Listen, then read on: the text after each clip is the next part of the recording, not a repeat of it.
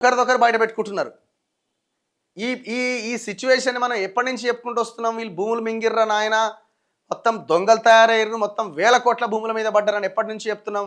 దాదాపు 5-6 ఏళ్ల నుంచి చెప్పుకుంటూ వస్తున్నాం. అంటే 2023 నుంచి 23కు బిఫోర్ 5 ఏళ్ళు 2018, 19 నుంచి మనం వరుసగా చెప్పుకుంటూ వస్తున్నాం. ఇగో పలానా ప్లేస్లో పలానా వ్యవహారాలు చేస్తున్నారు వీళ్ళు, మొత్తం దోపిడీదారులు, వీళ్ళంతా బందిపోటు మాఫియా కంటే భయంకరం అని. ఇప్పుడు వాళ్ళే బయట పెట్టుకుంటున్నారు. ఇది తెలంగాణకి శుభ పరిణామం. దీన్ని రేవంత్ రెడ్డి ఏం చేయాలా? దాన్ని వాళ్ళ చేత కక్కించి అది ప్రభుత్వ ఖాతాలో కలపాలి. కక్కింది నాకొద్దు, జరుగుతున్నది అదే ఇయ్యాల.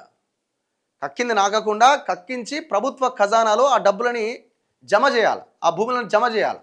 కానీ ఆ ప్రయత్నం జరుగుతలేదు. తెలంగాణలో ధరణి యాప్ వచ్చిన తర్వాత, ధరణి పోర్టల్ వచ్చిన తర్వాత దాదాపుగా 25 లక్షల ఎకరాల భూమి లేకుండా పోయింది. ఇప్పుడు కృష్ణారావు గారు ప్రెస్ మీట్ పెట్టిరు, కవిత భూమి కబ్జా, ఇగో ఇది ఆమె మొగుడు ఇద్దరు కలిసి ఇగో ఈ భూమి కబ్జా పెట్టిరని, ఇగో ఇదే భాషలో ఆయన చెప్పుకుంటూ వచ్చిండు. చాలా అగ్రెసివ్ ప్రెస్ మీట్ పెట్టిండు ఆయన.